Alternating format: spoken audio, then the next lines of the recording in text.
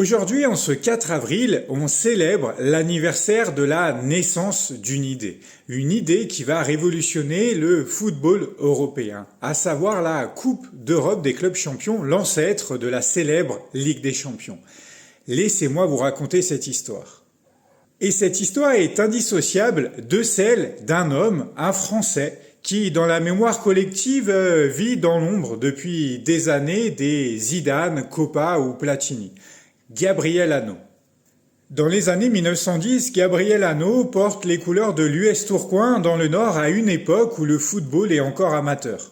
Ses performances lui valent bientôt d'être sélectionné en équipe de France. Il portera à plusieurs reprises la tunique bleue, de 1909 jusqu'à 1918 où une blessure va mettre un terme à sa carrière. Il va alors se reconvertir journaliste en rejoignant notamment un peu plus tard le journal L'Équipe, tout en étant, en parallèle de ses activités de journaliste, brièvement sélectionneur de l'équipe de France au lendemain de la Seconde Guerre mondiale. Mais si Gabriel Hano va rentrer dans l'histoire, ce n'est pas que grâce à sa plume de journaliste, ni grâce à ses prouesses de joueur et de sélectionneur. Grand passionné de football anglais, il suit notamment les exploits de Wolverhampton qui remporte alors tous ses matchs amicaux. Il se dit également qu'avec les progrès de l'aviation, il serait désormais possible d'organiser des rencontres à l'échelle européenne pour tous ces clubs.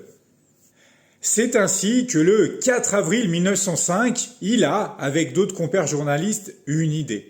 Créer une compétition européenne des clubs.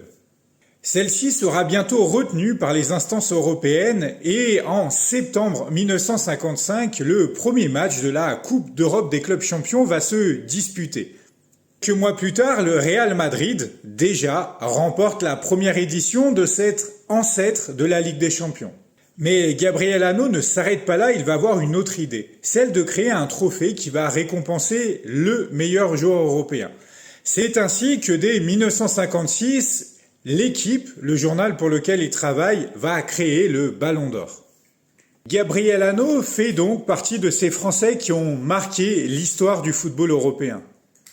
Et les 70 ans de création de la Coupe d'Europe des clubs champions étaient une bonne occasion de lui rendre hommage.